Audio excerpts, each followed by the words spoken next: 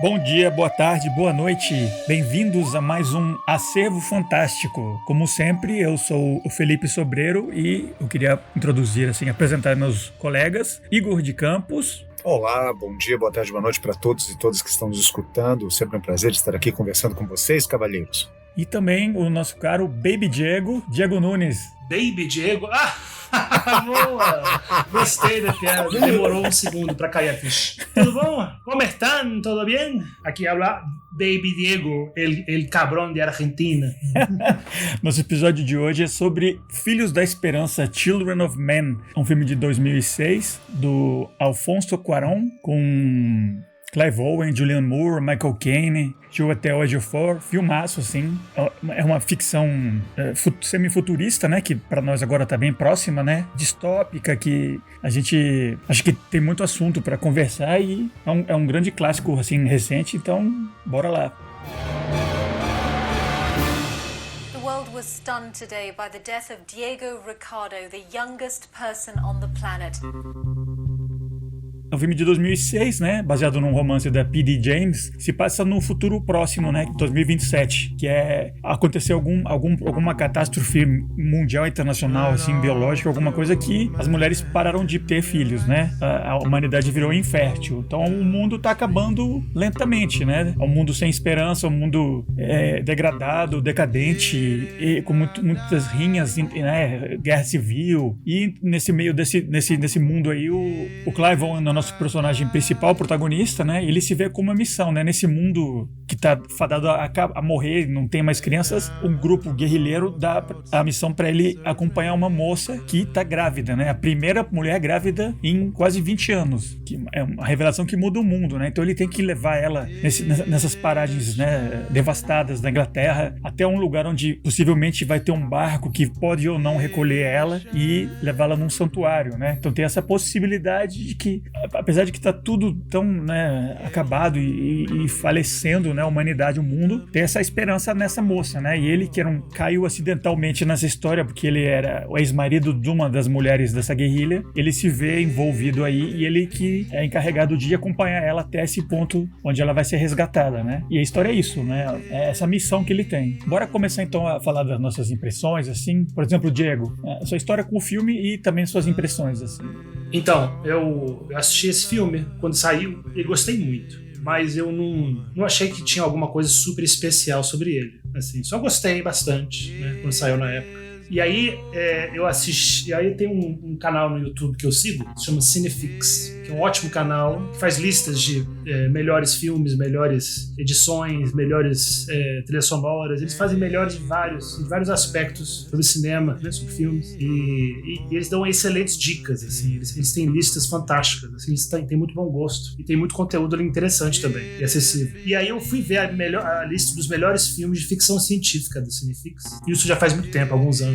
E o Filhos da Esperança, né, Children of Men, é simplesmente o número 1, o favorito do Cinefix. O melhor filme de ficção científica. Uau. Foi uau, caraca! E aí eles descrevem algumas cenas importantíssimas do filme, né? E eu realmente não tinha me atentado para esse fato. Eu fui rever o filme, né, alguns anos atrás, uns 5, 6 anos atrás. E é realmente lindo. Eu fui ver com outros olhos. Foi espetacular. Esse filme precisa ser recuperado. Assim como esse filme foi recuperado pra mim, o valor dele foi recuperado pra mim por conta desse canal do YouTube. Eu acho que a gente podia também realmente recuperar a importância e a beleza e o valor desse grande filme. É um filme fantástico. Um filme excelente, bonito. Quanto mais você vê, mais beleza você vê nos detalhes, mais impactado você fica. É um filme que melhora cada vez que você assiste. Uhum. Eu assisti de novo agora, acho que deve ter sido pela 4ª vez que eu vi esse filme, por conta do podcast, né? Vi anteontem, e fiquei impactado também, ainda. Recomendo esse filme sem nenhuma reserva, 100% para toda a humanidade. Não importa o seu gosto para filme. Massa. Igor, e você?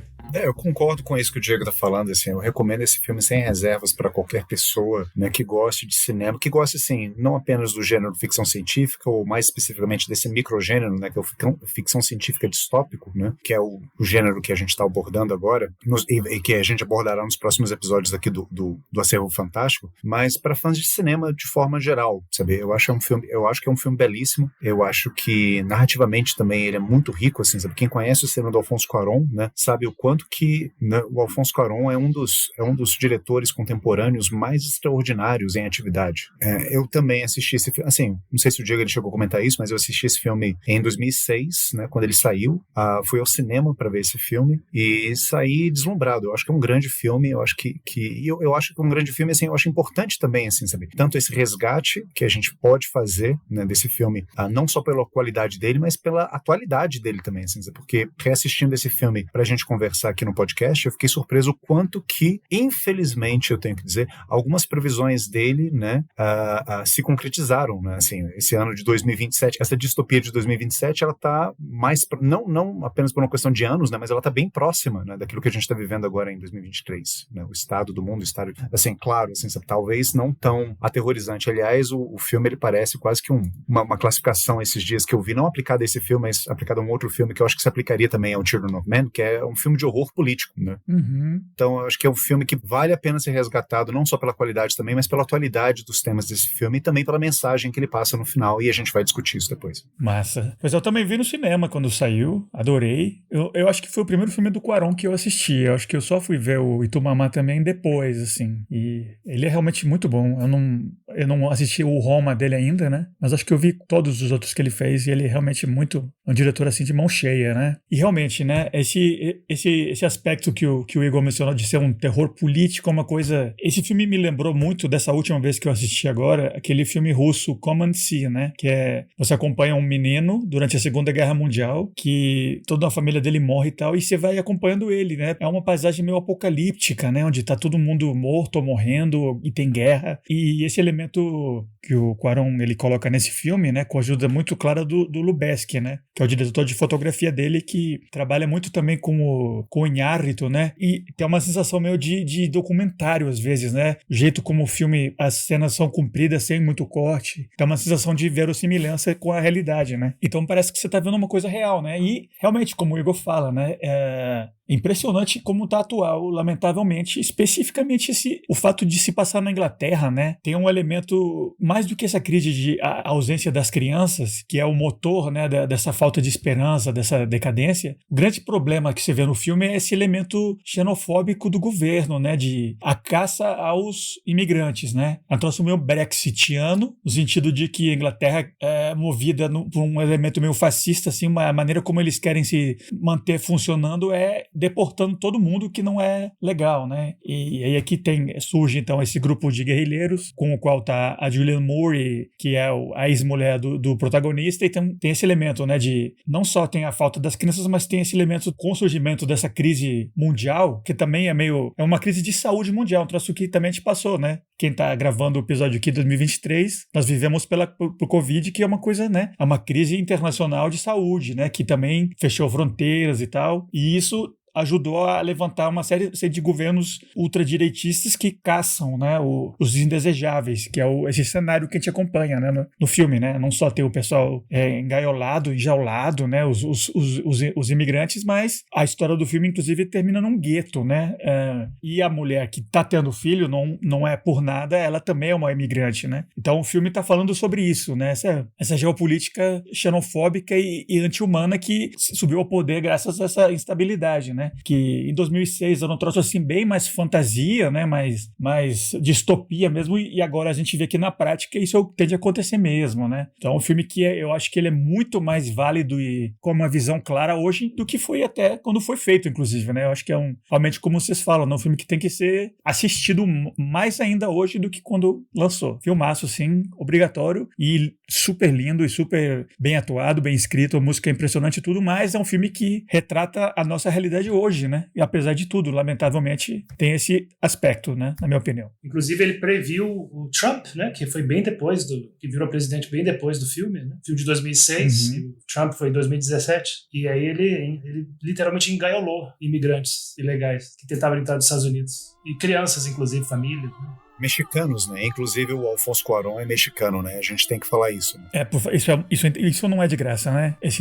Essa perspectiva que ele coloca lá. Que tem a situação da Inglaterra, que eles tiveram aquele sósia do Trump com o Boris Johnson, né? Mas o fato do Cuarón ser mexicano, realmente, ele deu esse enfoque, né? Que não é uma história britânica, é uma história mundial, né? Em qualquer lado que você vai, na Turquia, sei lá, em qualquer lugar onde você for assim. Inclusive aqui, né? Na América do Sul, tem os venezuelanos, né? Que estão fugindo da fome, da pobreza. Então, esse problema é que em português, eu não sei a palavra, tem um termo específico em espanhol, né? Que é o meu idioma nativo, né? Que chama los desplaçados, que são as pessoas que foram movimentadas por causa de violência ou fome ou etc, né? Então, a gente está vivendo num mundo desses desplaçados, né? Nesse filme, tanto no filme quanto nós hoje em dia, né? Na nossa realidade, né? Então, o fato do Cuarón mexicano enfocar muito mais nisso do que no elemento sci-fi, que eu acho que algum outro diretor poderia ter feito um filme mais genérico, onde a ação se passa em laboratórios e tal, e com muito tiroteio, não sei o que, e no final aparece uma cura e tal, mas esse não é o grande foco, né? Você tá descrevendo exatamente o World War Z do Brad Pitt. Então... Que é um filme mediano, né? Exatamente isso, só isso. Exatamente, que é um mundo também em crise apocalíptica, mas as pessoas são uma massa lá, sem cara, sem nada, né? Não são ninguém, né? Já nesse é o contrário, o foco são as pessoas a nível de chão, né? No solo, na realidade mesmo. E essa questão da Inglaterra é antiga, essa discussão, né? Na Europa inteira, né? Uma discussão há anos, décadas que é presente na Europa, essa discussão entre assim, realmente abrir as portas para os imigrantes e no sentido também de cumprir como se fosse um ato de expiação, né? Um ato de desculpas, né? Pelo colonialismo, já que a gente invadiu, explorou seus países, agora a gente tem que estar de portas abertas para vocês, né? E te dando novas oportunidades, né? E essa necessidade de força de trabalho, né? E a oposição a isso também, muita gente defende, muita gente que nem é tão conservadora assim, né? Muita gente que tem medo de que o Estado consiga carregar tanta gente. Então é que o filme tem isso também, né? O filme, a Inglaterra é como se fosse um dos poucos países que sobreviveram, talvez o único. O filme deixa entender de que o resto dos países estão todos num caos muito pior do que a Inglaterra. Então tá todo mundo indo para a Inglaterra. Isso fica dúbio, na minha opinião, porque você vê isso numa propaganda, né? Então pode ser propaganda mesmo ou realidade. Diz, né? O mundo está acabando, mas Britain Soldiers On, né? Nós continuamos na luta e tal. Pode ser realmente, né? Que eles são um dos poucos países funcionais ou tá todo mundo nesse mesmo nível, né? Mas não é impossível que realmente tenha um certo governo funcionando ainda, né?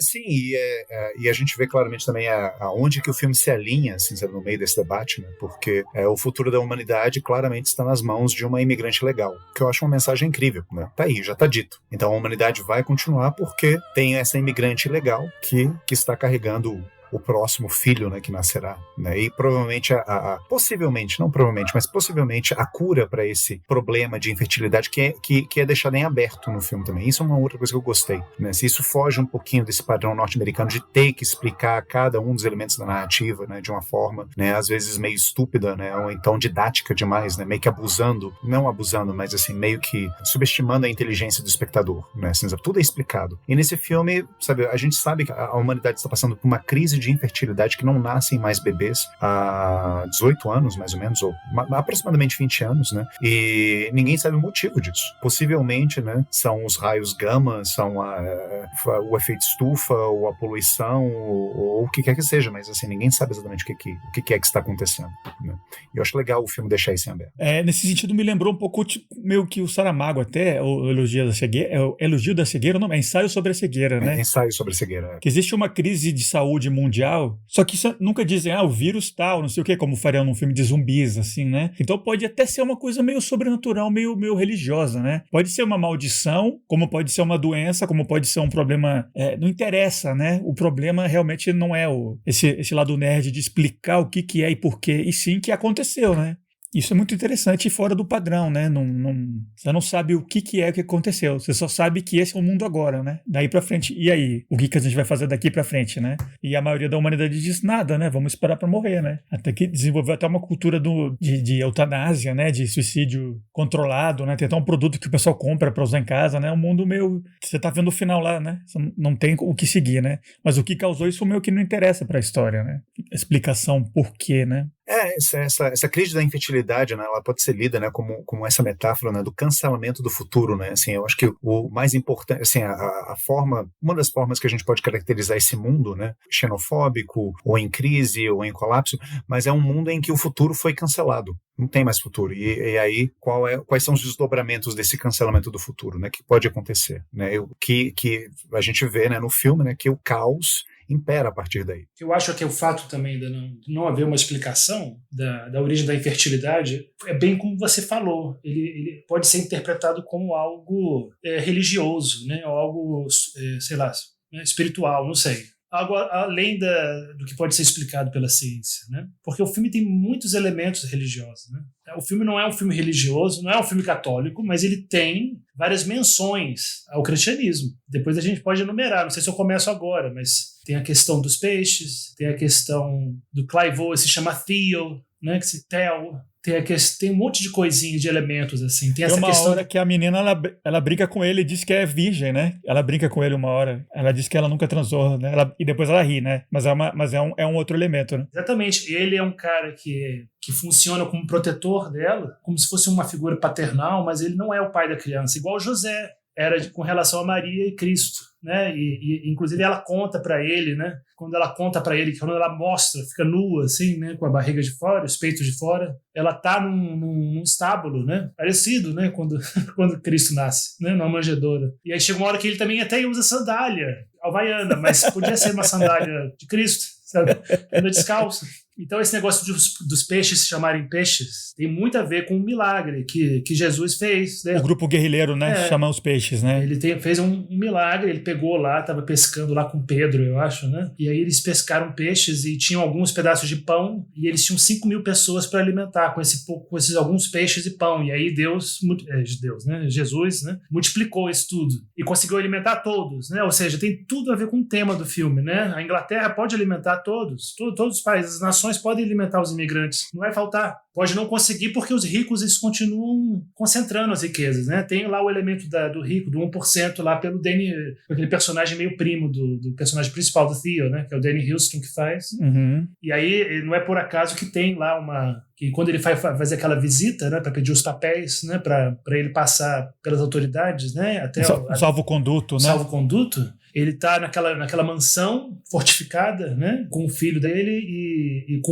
aí tem as obras de arte que ele conseguiu para ele, né, que agora é uma coisa individual só para ele, não é mais parte do mundo, não é mais público, né, a Guernica, né, uhum. E aí tem uma imagem no céu daquele porco lá, né, o que é aquilo ali? Eu fui pesquisar, né, Igão. Pink Floyd. Isso aí.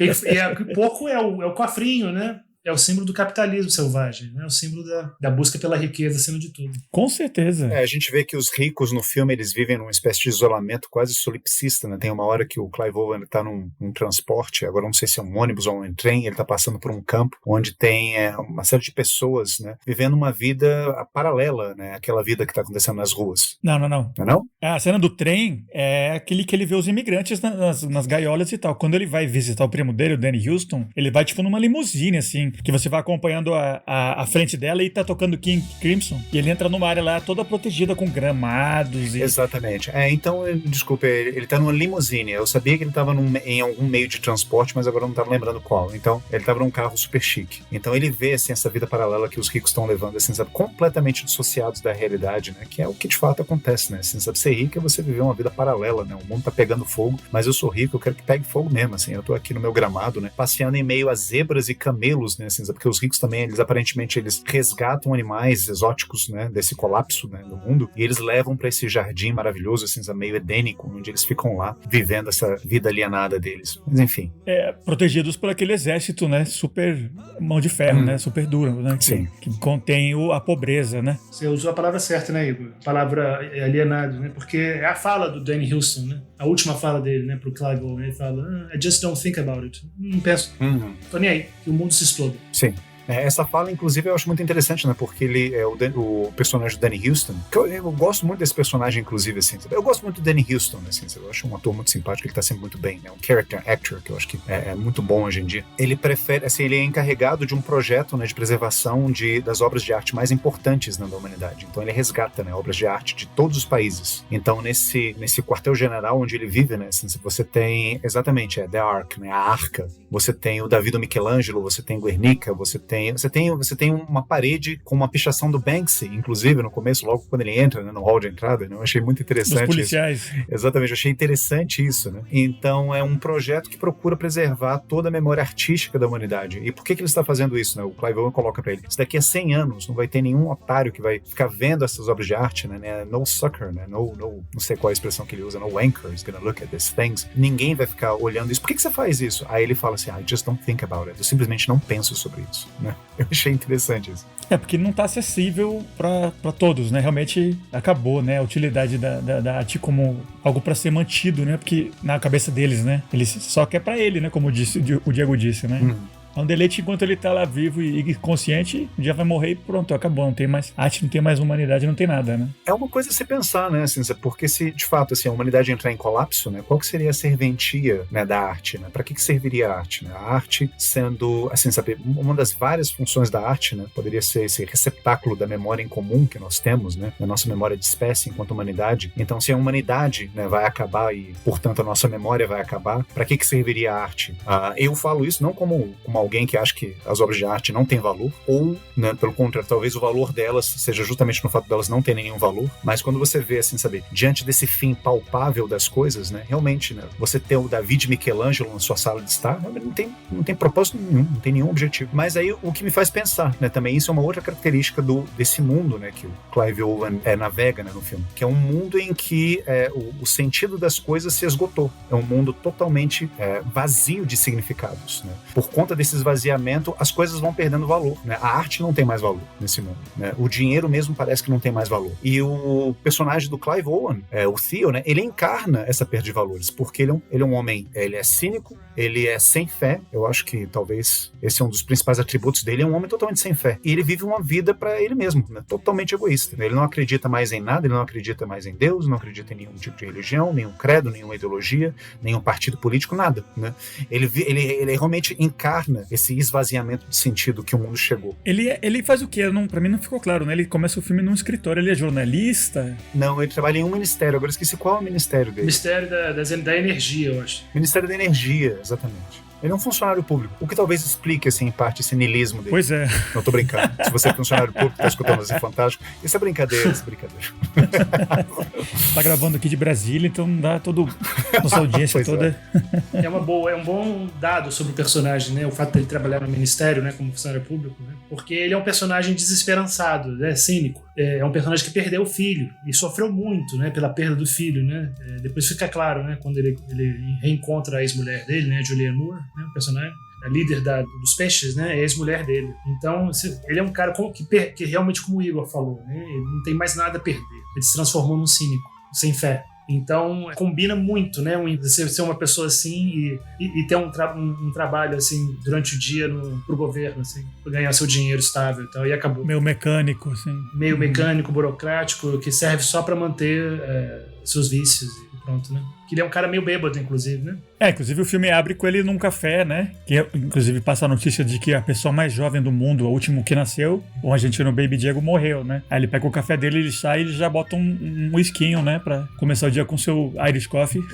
Quando tem uma explosão, uma bomba, né? E muita gente chora. É interessante essa cena, porque essa primeira cena é excelente, porque ela já serve muito para caracterizar, né, não apenas o tom do filme, mas o personagem, né? Porque a gente vê, né, na televisão a notícia de que esse Baby Diego, né, assim, daí a brincadeira no começo do episódio, né, o Baby Diego faleceu e as pessoas ficam comovidas com isso, elas começam a chorar, tem gente chorando no café, depois ele vai pro trabalho, tem gente chorando na rua, menos ele não chora. Então ele não sente a perda disso, ele não sente aquilo como algo que vale a pena ser chorado, assim. Ele está num estado meio entorpecido, né, emocionalmente, que é basicamente, né, o que caracteriza essa distopia do filme, né, porque você vê todo tipo de atrocidades, né, todos os dias, né, essa crueldade, né, sendo feita com os imigrantes na rua, e se você for parar pra ligar, você vai entrar em colapso, você mesmo, né, assim, você vai ter um nervous breakdown, alguma coisa assim, você tem que ser indiferente e insensível a esse tipo de coisa, né, o que também é um assunto atual, né, porque a gente vive, assim, um super excesso, né, de informações, né, e coisas, né, o tempo todo. Se eu abrir agora o Twitter, o Instagram, ou o que quer que seja, né, é só desgraça em qualquer parte do mundo. Para eu continuar minimamente funcional, né, e poder fazer as minhas coisas ao longo do dia, eu tenho que ser indiferente ao que está acontecendo, não sei, na África, ou na Europa, ou aqui mesmo no Brasil, né. Indiferença é meio que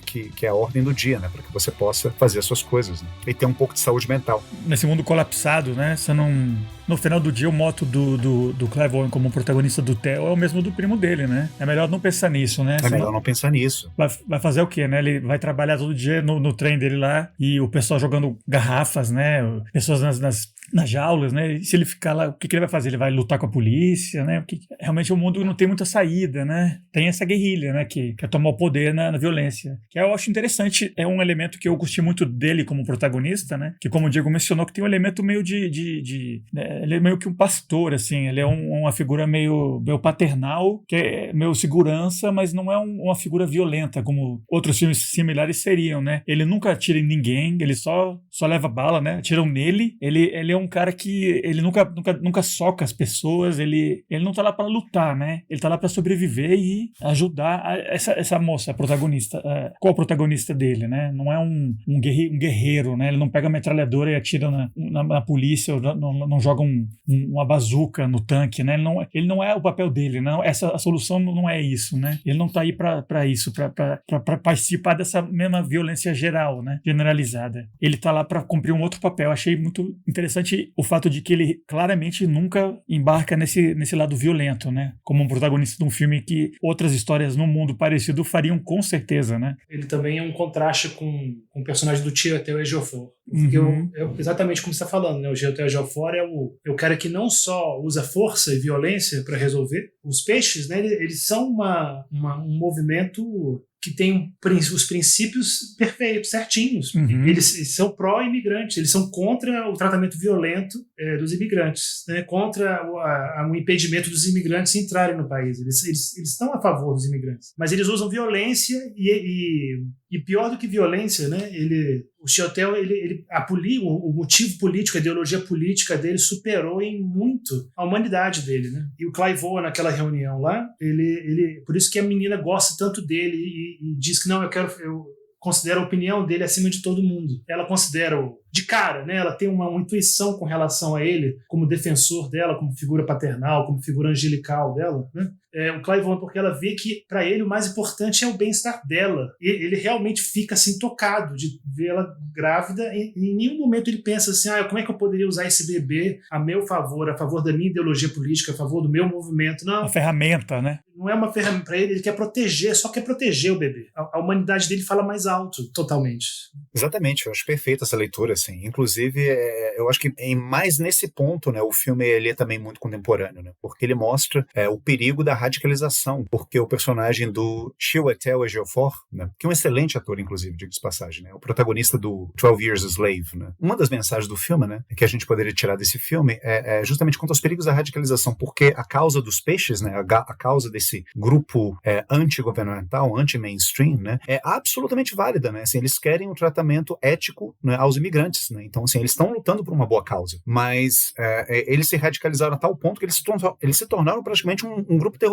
E eles perdem a humanidade. Eles querem usar, no final das contas, assim como o governo, né, faria isso, eles querem usar o bebê, né, da personagem principal do filme, da Key, eles querem usar o bebê da Key como um instrumento político. Assim como o governo também, se eles pudessem colocar as mãos, né, nessa criança, também usaria para fins políticos. E o personagem do Clive Owen, ele talvez seja o único, assim, sabe, nessa história toda que não faria esse uso, não usaria, né, não instrumentalizaria o bebê dessa forma, né? Ele vê realmente, assim, sabe, tipo, nessa criança, né, assim, o futuro da humanidade, a possibilidade de um futuro para a humanidade. E tá aí, talvez, também uma outra mensagem que a gente poderia tirar do filme, né, assim, sabe? A ideia, hoje se fala, né, porque tudo é político, tudo é político, tudo é político, e em parte eu concordo com isso, concordo com essa frase, mas ao mesmo tempo, né, você tornar política todas as coisas, você acaba também tirando um pouco a humanidade delas, né? Você vai fazer o último bebê da humanidade um ato político? Que desumano isso, né? E o filme, ele alerta para isso também. E acontece isso tanto hoje em dia, né?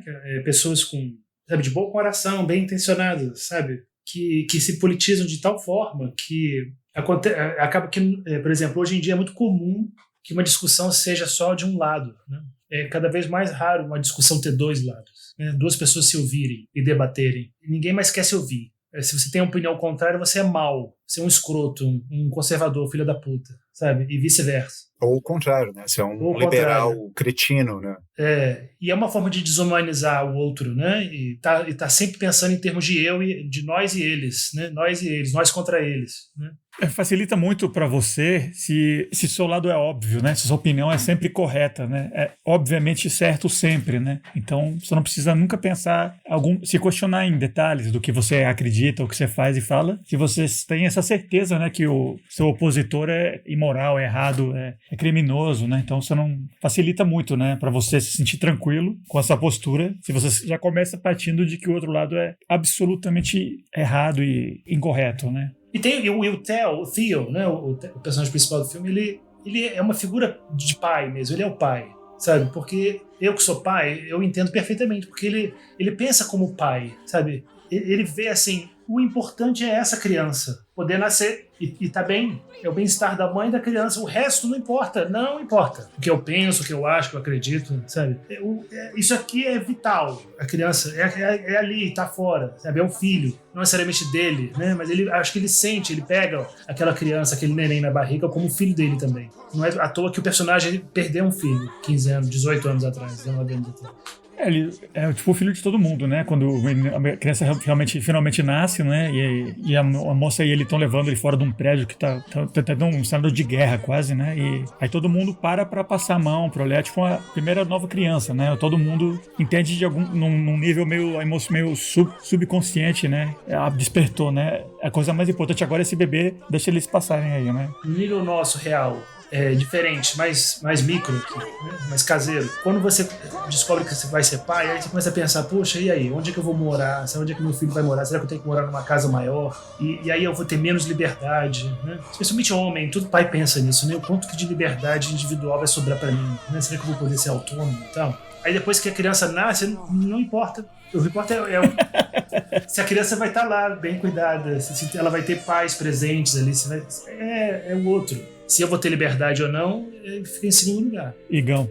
Essa cena, eu acho uma das cenas mais lindas do cinema contemporâneo, né? Que é a cena em que os personagens da Claire Hope e do Clive Owen saem de um prédio, né? Que está sendo bombardeado, né? Eles estão num gueto para imigrantes, né? Que está sendo bombardeado. Assim, a ocasião é que houve uma quebra na segurança e um grupo radical, né? Justamente os peixes, né? Conseguiram invadir esse gueto e está tendo toda uma série de manifestações e tumultos e está tendo uma mini guerra civil, né? Dentro desse espaço limitado do gueto. Então, muita gente morrendo, tiro para tudo quanto é lado, tanques de guerra, sabe? Militares correndo, sabe, militares lutando contra radicais, contra grupos terroristas, contra manifestantes religiosos, e tem uma parcela da população que simplesmente está lá sendo pega nesse fogo contra fogo. E aí eles estão saindo, né, de um prédio, né, e aí o bebê ele tá à mostra. E é impressionante porque todas as pessoas param, todas as pessoas que estão levando tiro. O bebê tá chorando, né?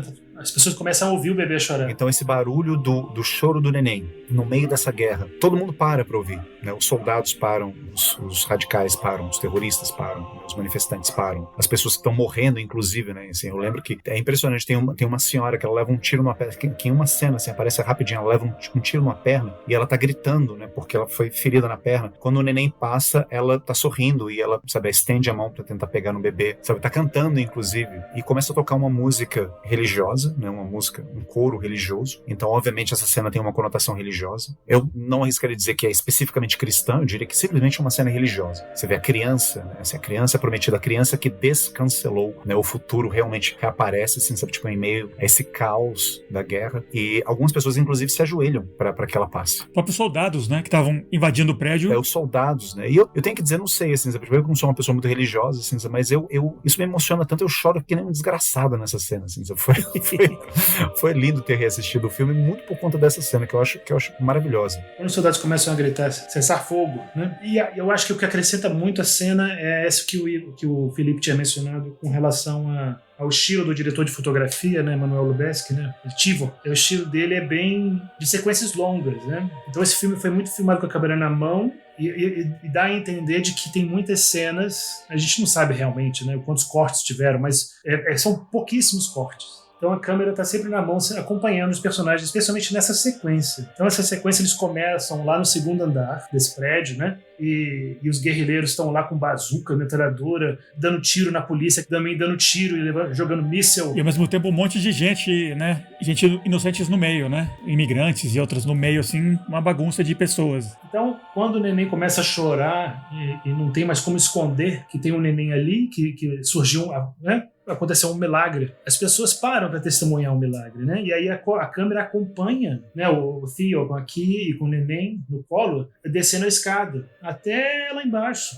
sem cortes, assim, sabe? E aí eles passam pela polícia, passam pelos tanques e todo mundo olhando, todo mundo assim de cara, ajoelhados ou rezando, tentando tocar na criança, né? É muito emocionante também. Eu também choro. Eu acho que se você não chorar nessa cena, talvez... Felipe não chora porque ele tem um coração de pedra, né? Mas um pouquinho de humanidade, assim. E é interessante que se fosse Spielberg, eu acho, ele ia botar esse final, ele ia botar essa cena como final, que a guerra ia acabar por causa desse bebê. Porque tudo terminaria lindo, um sucesso maravilhoso, sabe? A guerra ia acabar. O neném ia ser tão potente, o milagre do neném, que ia acabar com a guerra. E aí o Cuarón, fantástico, mexicano, falou, não, porra nenhuma. Eles acabaram de passar dos tanques, começa a guerra de volta. Alguém dá um tiro e todo mundo esquece do neném e eles podem continuar andando e tal. Maravilhoso. O efeito do milagre é só ao redor deles, assim, né? Não acabou com a guerra toda. Essa coisa horrorosa. Inclusive, esse elemento do choro do bebê é muito legal, né? Que mais cedo no filme, né? Eles estão numa escola, né? Que é um dos lugares que perdeu totalmente a utilidade nesse mundo, né? Tá em uns escombros de uma escola. E ao longo do filme, durante um período, além do Clive Owen e da Kitty, tem uma terceira mulher, uma senhora que tá acompanhando eles, né? Que é do grupo dos peixes, mas que a prioridade dela é ajudar a moça, e então ela vira as costas e vai junto, né? Então ela conta, né? Que ela trabalhava num hospital e começaram a parar os nascimentos, e ela menciona essa fala, né? Tem um momento que ela diz que o ruído dos parquinhos das crianças foi acabando, né? Até que acabou completamente. Que esse foi o grande sinal, né? De que realmente a humanidade acabou, né? Não tem mais. Tanto é que quando o filme termina e começam as legendas, o que começa é barulho de criança brincando, né? Que é esse elemento do som da criança que se perdeu, esse indicativo, né? Que foi o que protegeu eles nessa hora de sair do prédio, né? É engraçado isso, né? Porque por coincidência, depois que terminou o filme, eu fui deitar, né? Ler um pouco, e tava com sono também, e aí nesse momento de tarde, ontem à tarde, tinha algum programa aqui na quadra acontecendo com um cara com microfone, um monte de criança brincando, né? Era um programa para crianças, assim. Então eu vi, assim, alto, assim, risadas e gritos e criança conversando, brincando, né? Engraçado comparar, né? Antigamente eu evitava ao máximo, antes de ter filho, né? Eu evitava ao máximo ir no restaurante, sentar perto de criança, ir na praia perto de criança, sabe? No avião. Tentava ir no avião, puxa, sair correndo de neném, sabe? E aí eu não sei se acontece com todos os pais, né? Que acontece depois de ter filho, nossa, é bom, é um conforto, dá um afago no coração, a barulho de criança brincando. É bom, especialmente se você está num lugar isolado, sei lá, né? Se você vai ter que trabalhar numa cabana, talvez, imagina, onde tem silêncio total. Esse silêncio total até, em princípio, é muito bom, né? Uau, imagina, né? a gente que tá no Brasil, né, e tá ouvindo barulho, som externo o tempo todo, né? Mas eu não sei, eu aprendi a eu aprendi a valorizar sons de criança brincando, realmente. Eu acho que faria muita falta. Eu acho que o filme é muito potente nessa imagem, nesse som das crianças brincando nos créditos, assim, sabe? Porque se a gente não tivesse isso, não tivesse escola, não tivesse... Nossa, você entende por que o mundo ficou distópico. Perfeito. Meu pai dizia isso, pra ele o melhor som do mundo, pra ele da criança brincando e rindo, assim. Porque eu sempre olhava pra ele e dizia, tá bom, né? Mas no filme, né, sobre testemunho, claramente, né? É um sinal de vida, né? De futuro, né?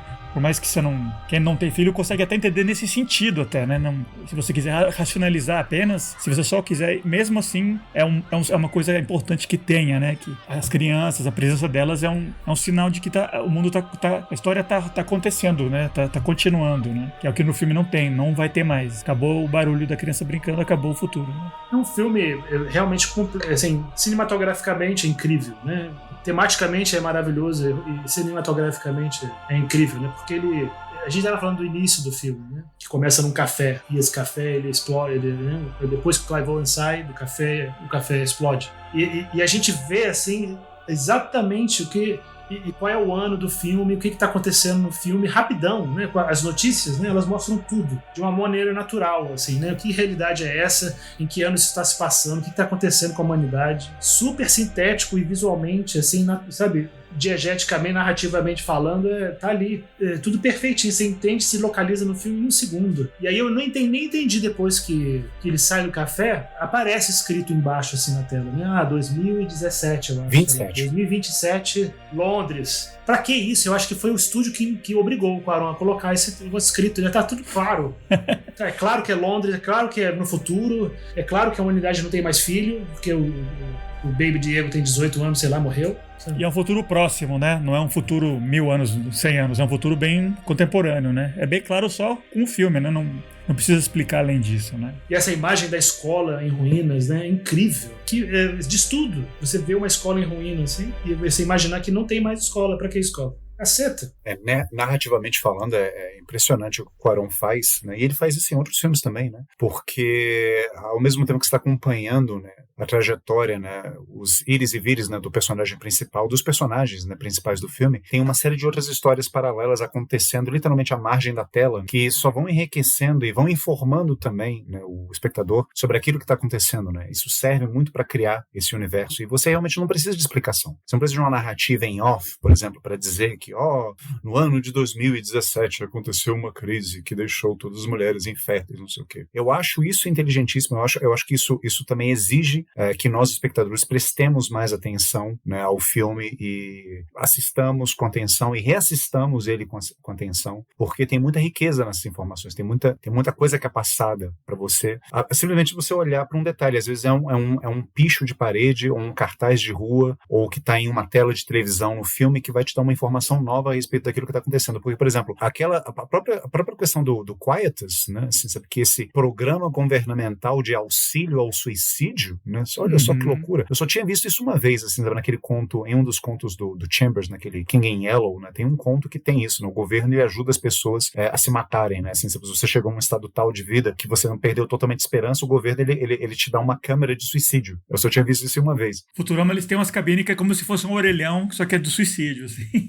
Pois é, de repente eu acho que eles tiraram isso do King in Yellow, né? Porque bem essa ideia. Mas enfim, né? Seu ponto você só vai saber disso através das propagandas de televisão, né? Dos cartazes também. A primeira menção que a gente vê também do levante, né? Que eles falam, né? Do uprising, é por conta de um picho de parede também, sim, né? Assim, sobre uprising is coming, alguma coisa assim. Então, muitas informações, né? Que você pode ter, que você utiliza para poder construir esse universo, né? Único do filme e justamente se imergir nele através de detalhes, né, cênicos, né, e personagens e telas e coisas. Aí por isso eu tenho que né, mencionar os meus pet peeves aqui. É por isso que eu não gosto, detesto, acho pobre filme que começa com pré-história, né, com aquilo que aconteceu antes da história. Por favor, entenda um pouquinho, assim, sabe? Quando eu falo que eu não gosto daquele começo do Drácula do Bram Stoker, que é lindo, inclusive visualmente, mas é pré-história. Você está contando assim, espectador, nós estamos em um mundo em que tal coisa aconteceu. Entenda, tome aqui de colherzinha para você. Não, meu filho, conta a história de outra forma. Sabe? Mostre alguma coisa. O Cuarón, ele é maravilhoso, genial no world building. Mas o Drácula é um filme maximalista até nesse sentido, né? É excessivo, né? Excessivo, pois é, não tenho medo disso. E o Cuarón, ele faz isso naquele Toma Mais também. E você falando que são elementos que ajudam a entender a história, mas não existe, eu acho que não existe muito do espectador, é muito bem contado, né? Do jeito que o Cuarón faz, com aquela introdução da morte do Baby Diego, que aí através dele você entende que não tem mais nascimentos, e depois as propagandas na rua, você vê o quiche do suicídio, e os casos dos terroristas, e bababá, as pichações, isso comunica pra mim de uma maneira muito tranquila, não é um tipo de filme hermético, assim, que você só depois da quinta, sexta vez, que, agora que eu entendi por quê, né? Não é, eu acho que é super bem contado, muito tranquilo, claro, e realmente não precisa, né? Uma narração, um texto subindo assim, contando tudo o que aconteceu, né? Muitas vezes isso é fruto da insegurança do estúdio, né? Dos executivos, né? Que tem medo que o espectador não entenda e que obriga o diretor a inserir isso, né? Uma narração em off, né? Imagina só esse filme com narração, completamente desnecessário, né? Já pensou? Isso me faz lembrar do caso do Blade Runner, né? O primeiro Blade Runner, de 1982, né? Aquela narração que foi uma imposição do estúdio, né? Porque eles achavam que as pessoas não iam entender o que estava se passando na tela. Não precisa, não. E além disso, o roteiro ainda tem um grande trunfo. O conflito principal, a missão dos protagonistas, ela é de vital importância e de altíssimo risco, sabe? Então você realmente, o espectador não tem nenhuma dificuldade de se investir emocionalmente no destino dos personagens. E muitos filmes de ficção científica de altíssimo orçamento é o contrário disso, né? Você não tá nem aí pro que vai acontecer com os protagonistas. É tudo computação gráfica. Os personagens são feitos assim, como se fosse um boneco, só serve para passar de um ponto A para um ponto B. E normalmente o que está em risco, o que está em jogo, é tipo uma coisa que às vezes nem existe, é uma maleta. Como é que o Hitchcock chamava aquilo? MacGuffin. O MacGuffin. E o MacGuffin desse filme é um neném, é um milagre, é o futuro da humanidade. É tudo que o Christopher Nolan não consegue fazer direito. Sabe, ele tentou fazer com Interstellar, que é a minha recomendação a todos, que é um filme que se parece um pouco, né? Eu queria mencionar que a gente não falou dele até agora, que um dos grandes personagens do filme pra mim é o Michael Caine como um Jasper, que é tipo uma figura paterna do protagonista, ripão, assim, gregário, um papel bem diferente dos tipos que ele faz, mais posh, assim, mais classudos. Ele tá ótimo, assim, só pra gente não passar em branco, Michael Caine tá incrível nesse filme, na minha opinião. Maravilhoso, incrível, espetáculo de homem, atuação, putz. Muito bom. E o que é tão pesado, tão forte, o impacto do que acontece com ele no filme também de chorar, assim, também de você... Pra proteger o protagonista, ele acaba morrendo, né? Os guerrilheiros vão atrás do protagonista, né? Que eles querem recuperar de qualquer maneira a mulher com o bebê. E aí ele, protegendo ele acaba morrendo, né? É uma cena bem deprê, né? Horrível. Na hora de morrer, ele é um cara leve, fazendo piada e zoando, né? Ele é um cara, uma figuraça, assim. Inclusive, ele é uma dos personagens importantes do filme que se sacrificam, né? Pelo neném, por ela, né? Pela mãe. Muitos, né? Acabam morrendo, né? Durante a jornada do Clive Owen. Inclusive o próprio Clive Owen. Acho que a Marushka é a única que sobrevive, talvez. A gente nem sabe. Marushka? Na Marinka? Marica, né? Não fica claro porque quando eles estão indo embora no barquinho lá, passam uns jatos e jogam uma bomba lá de onde eles saíram, né? Então talvez não, né? Mas ela, que é uma mulher assim que mora no gueto com um cachorrinho, assim, uma mulher meu Romani, assim, e ela ajuda ele sem conseguir se comunicar direito. Mas é muito legal. O elenco em geral desse filme é muito bom. Inclusive, pra mim, a primeira vez que eu vi o Tio Até Onde Eu For, acho que foi nesse filme, né? Ele não era conhecido como o Igor falou, eventualmente fazendo 12 anos de escravidão, grandes outros filmes mais de orçamento alto, né? Eu nunca tinha visto ele, tá ótimo, né? Um true believer, assim, na causa dele, né? Tem Charles Hunman também, fazendo uma ponta nesse filme. O Charles Hunman, né? Usando um Rastafari, louro, assim, né? Meio doidão, querendo se vingar. O elenco em geral é ótimo, né? Adoro o Michael Caine, mas assim, eu também faço uma menção especial a um dos meus atores favoritos, Peter Mullan, faz o papel do Sid, né? O Fascist Pig. O policial, né? O guarda. Eu acho hilária aquela participação dele, assim. E é um personagem mal pra caralho, né? Tanto é que é o único personagem que o Felipe estava dizendo, né, que o Clive Owen é um anjo protetor que não usa da violência, mas ele é obrigado a usar com o Sid, né? Porque o Sid é um filho de uma puta, escroto, né? Ele bate na cabeça lá do Cid. Um ator meio desesperado, assim, né? Não é um... Ele tá tentando não morrer ali naquela hora, né? Realmente o único momento de violência do protagonista realmente é contra esse guarda aí que descobriu a história toda e quer tomar pra ele, né, o bebê. Aí que você nota que o roteiro, o filme em si, ele é muito bom, né? Porque se o Peter Mullan, que é um grande ator de teatro e cinema inglês, né, que tá há 30 anos de carreira, sei lá quanto, né, que o Igor adora e tal, e aceitou fazer um papel pequeno no filme, sabe? Porque realmente o filme é foda. Super recomendado.